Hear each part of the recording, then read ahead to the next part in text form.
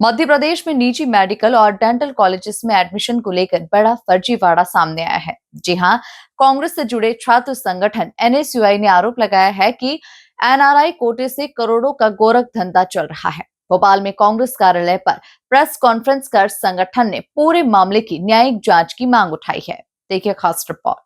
में NEET counselling चल रही है और उसका पहला चरण पूर्ण हो चुका है। उस पहले चरण में मध्य प्रदेश के 12 मेडिकल कॉलेज थे जिनमें कि नीट की काउंसलिंग हुई है। उन सभी कॉलेजों में 15% एनआरआई कोटा था। उसमें टोटल सीट 335 सीट थी, लेकिन एक आदेश निकाला मध्य प्रदेश के डीएमई ने जिसमें एक और कॉलेज बढ़ाया गया है इंदौर का, उस इंडेक्स मेडिकल कॉलेज, उसको जोड़कर सेकेंड राउंड में 373 सीटें एनआरआई कोटे की रहेगी।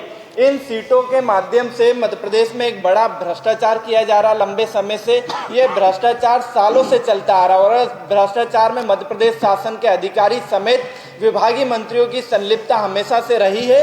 और इसमें जिस तरह से देखा जाता है कि एनआरआई सीट 1 करोड़ से 1.5 करोड़ में बेची जाती है और इन सीटों के बदले फर्जी एनआरआई सर्टिफिकेट जारी किए जाते हैं और फर्जी एनआरआई सर्टिफिकेट के आधार पर पूरी तरह से एनआरआई कोटे में एडमिशन लिया जाता है। पूरी तरह से नियमों को दरकिनार कर दिया जाता है। जब एनआरआई कोटे में एडमिशन लेना होता है मेडिकल कॉलेजों को, निजी मेडिकल कॉलेज और निजी विश्वविद्यालय इन नियमों की धज्जियां उड़ा रहे हैं, जबकि सुप्रीम कोर्ट का एक स्पष्ट आदेश है जिसमें कि ब्लड रिलेशन से ही आप एनआरआई उसको घोषित कर सकते हो, लेकिन यहाँ पर फर्जी सर्टिफिकेट के आधार पर मध्य प्रदेश के मेडिकल कॉलेजों में एडमिशन होते हैं। सुप्रीम कोर्ट के स्पष्ट आदेश में है कि या तो वो माता पिता हो या फिर उसके चाचा चाची हो या फिर उसके सगे भाई बहन हो या सगे नाना नानी या सगे दादा दादी जी हो, उन्हीं का सर्टिफिकेट मान्य होगा, अन्य किसी का सर्टिफिकेट मान्य नहीं होगा।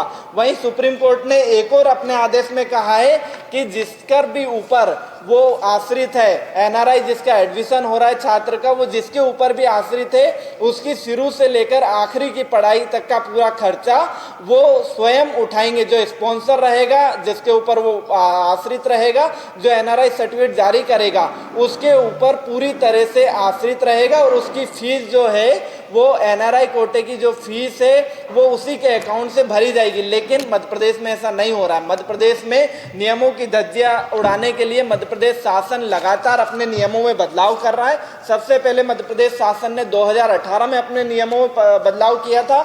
उसके बाद मध्य प्रदेश शासन ने एक और अपने नियम में बदलाव किया 2019 में। उसमें मध्य प्रदेश शासन ने कहा कि एनआरआई सर्टिफिकेट होना आवश्यक है, ब्लड रिलेशन की आवश्यकता नहीं है। तो सुप्रीम कोर्ट के आदेशों की खुलेआम उल्लंघन किया जा रहा है।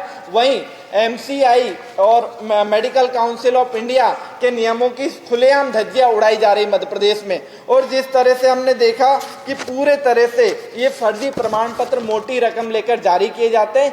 यही नहीं, मध्य प्रदेश में नीट काउंसलिंग में फर्जी मूल निवासी प्रमाण पत्र भी जारी किए जाते हैं, जिससे कि मध्य प्रदेश के सैकड़ों छात्रों का नुकसान हो रहा है। क्योंकि एनआरआई की सीट में और इनमें